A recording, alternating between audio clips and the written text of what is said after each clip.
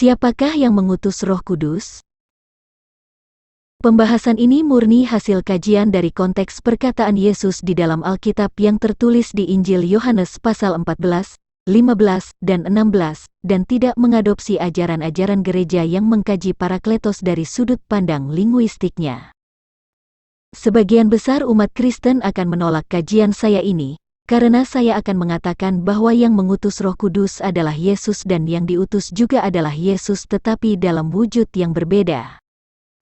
Penolakan tersebut muncul karena banyak yang memahami Allah dengan logika manusia secara metafisik yang memiliki batas ruang dan waktu, padahal Allah adalah Roh, Maha Gaib dan tidak mengenal batas ruang dan waktu.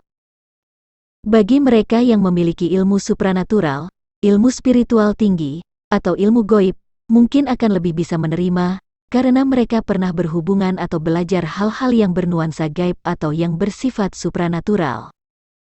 Jika Anda sebagai umat Kristen percaya bahwa Tuhan Yesus adalah Tuhan YHWH yang datang ke dunia sebagai manusia, maka Anda juga harus percaya bahwa setelah Yesus kembali kepada Bapa maka Ia akan kembali ke wujud roh, sebab Ia sesungguhnya adalah Roh Kudus. Karena Allah itu roh, maka Dia akan datang kembali ke dunia dalam wujud roh, sebagai roh kebenaran untuk menolong dan menyertai umatnya.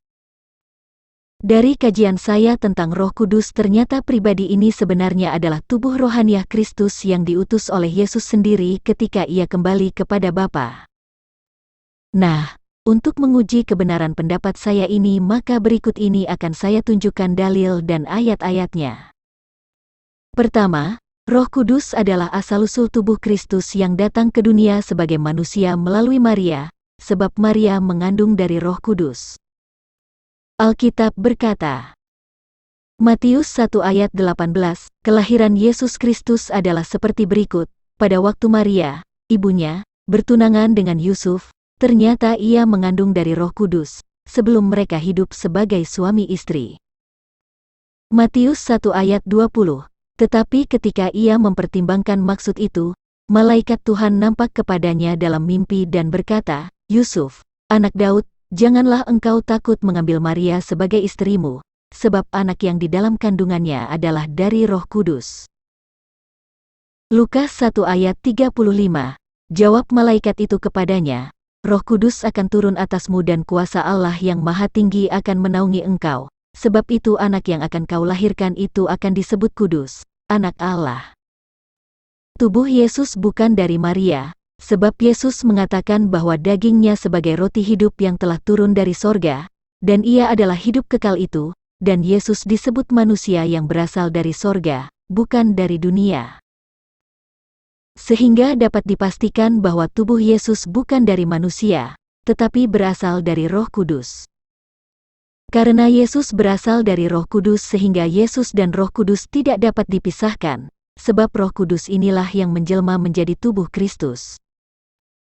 Lalu, bagaimana perkataan Yesus tentang kedatangan Roh Kudus dan relasinya dengan Yesus sendiri? Kedua, Yesus minta kepada Bapa untuk memberikan seorang penolong yang lain. Yohanes 14 ayat 16, Aku akan minta kepada Bapa, dan Ia akan memberikan kepadamu seorang penolong yang lain, supaya Ia menyertai kamu selama-lamanya. Tetapi Bapa yang dimaksud adalah diri Yesus sendiri dan Roh Kudus diutus dalam nama Yesus. Yohanes 16 ayat 7, Namun benar yang kukatakan ini kepadamu, adalah lebih berguna bagi kamu, jika aku pergi, sebab jikalau aku tidak pergi, penghibur itu tidak akan datang kepadamu, tetapi jikalau aku pergi, aku akan mengutus dia kepadamu. Yohanes 15 ayat 26, Jikalau penghibur yang akan kuutus dari Bapa datang, yaitu roh kebenaran yang keluar dari Bapa, ia akan bersaksi tentang aku. Yohanes 14 ayat 26, Tetapi penghibur, yaitu Roh Kudus, yang akan diutus oleh Bapa dalam namaku, dialah yang akan mengajarkan segala sesuatu kepadamu dan akan mengingatkan kamu akan semua yang telah kukatakan kepadamu. Jika di Yohanes 14 ayat 16 dikatakan bahwa Yesus akan minta kepada Bapa seorang penolong yang lain, tetapi di Yohanes 15 ayat 26 Yesus mengatakan, Kuutus dari Bapa datang, yaitu roh kebenaran yang keluar dari Bapa, dan di Yohanes 16 ayat 7 Yesus berkata, "Aku akan mengutus Dia kepadamu," dan Roh Kudus itu diutus dalam nama Yesus. Bagaimana logikanya Yesus meminta kepada Bapa seorang penolong yang lain yaitu Roh Kudus, tetapi kemudian yang mengutus Roh Kudus itu adalah Yesus sendiri dari Bapa? Apakah Yesus berbicara tidak konsisten? Ketiga, Bapa yang dimaksud adalah keberadaan Yesus, yaitu di dalam kerajaan Allah. Mengenal Yesus sama dengan mengenal Bapa dan melihat Yesus sama dengan melihat Bapa. Yohanes 14 ayat 7-9. Sekiranya kamu mengenal Aku, pasti kamu juga mengenal Bapa-Ku. Sekarang ini kamu mengenal Dia dan kamu telah melihat Dia. Kata Filipus kepadanya, "Tuhan, tunjukkanlah Bapa itu kepada kami, itu sudah cukup bagi kami." Kata Yesus kepadanya, "Telah sekian lama Aku bersama-sama kamu, Filipus, namun engkau tidak mengenal Aku. Barang siapa telah melihat Aku, ia telah melihat Bapa. Bagaimana engkau berkata, 'Tunjukkanlah Bapa itu kepada kami'?" Dengan mengenal Yesus berarti kita mengenal Bapa, dan melihat Yesus berarti telah melihat Bapa, artinya Bapa itu sebenarnya adalah Yesus sendiri. Yesus pergi kepada Bapa dan Bapa dipermuliakan di dalam Anak. Yohanes 14 ayat 12-13. Aku berkata kepadamu, sesungguhnya barang siapa percaya kepadaku, ia akan melakukan juga pekerjaan-pekerjaan yang aku lakukan, bahkan pekerjaan-pekerjaan yang lebih besar daripada itu, sebab aku pergi kepada Bapa. Dan apa juga yang kamu minta dalam namaku, aku akan melakukannya, supaya Bapa dipermuliakan di dalam Anak.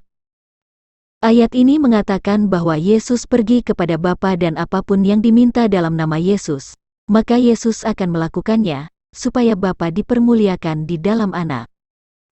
Bapa dipermuliakan di dalam Anak artinya, Allah ditinggikan dalam nama Yesus, sehingga apapun yang minta dalam nama Yesus maka Bapa akan melakukannya, sebab Yesus di dalam Bapa dan Bapa di dalam Yesus, dan Yesus dan Bapa adalah satu. Rumah Bapa adalah tempat Yesus berada.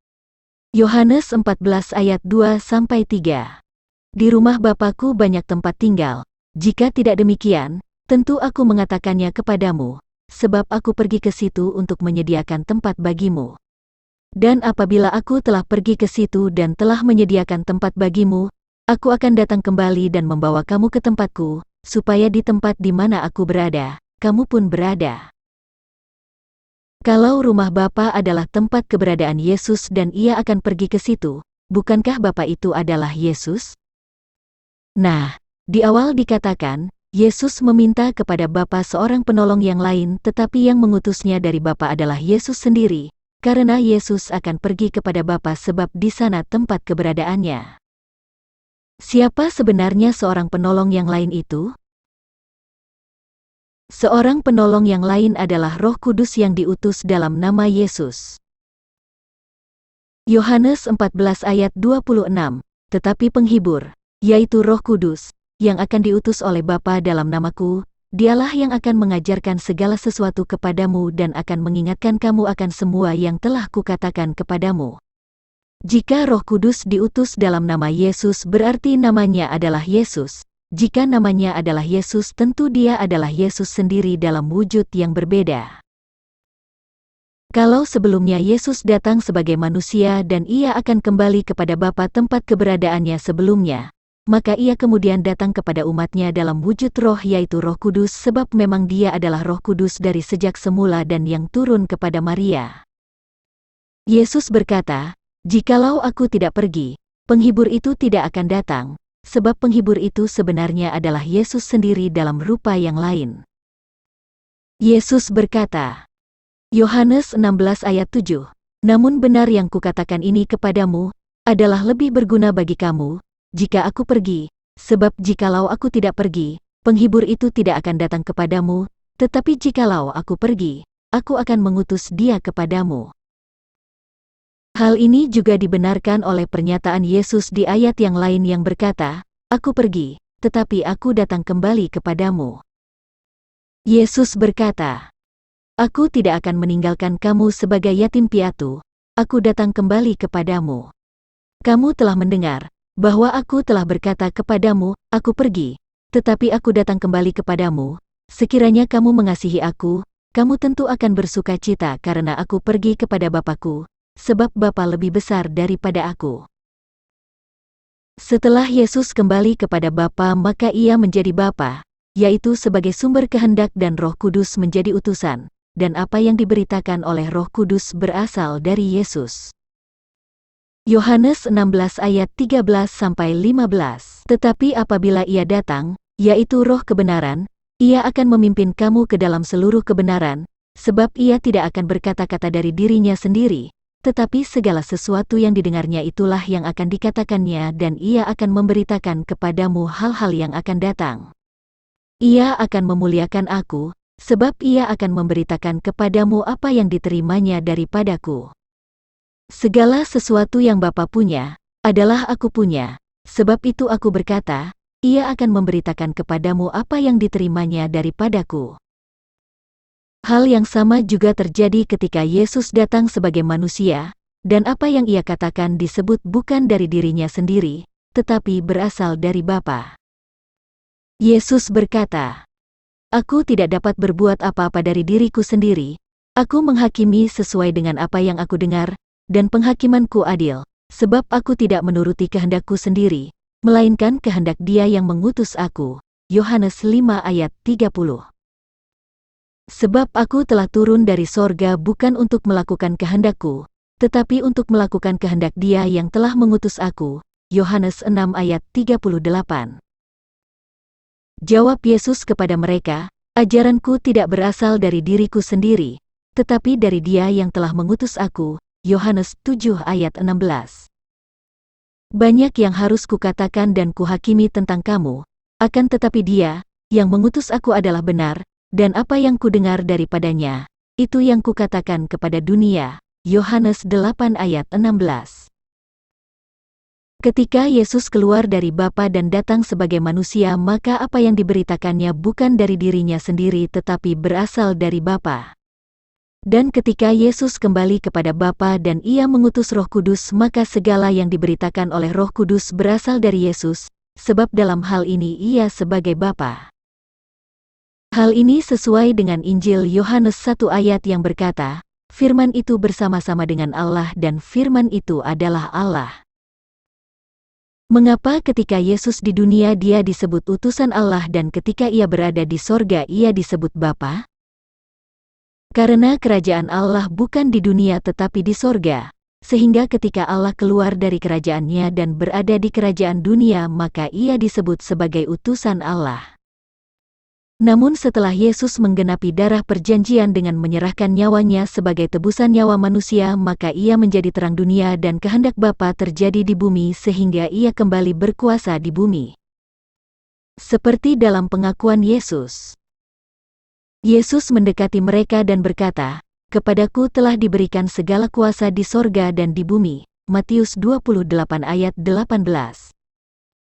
Mungkin akan banyak di antara umat Kristen yang tidak setuju dengan penjelasan saya di dalam video ini, sebab banyak orang yang sulit menanggalkan pengajaran terdahulu yang mengatakan Roh Kudus bukan Yesus.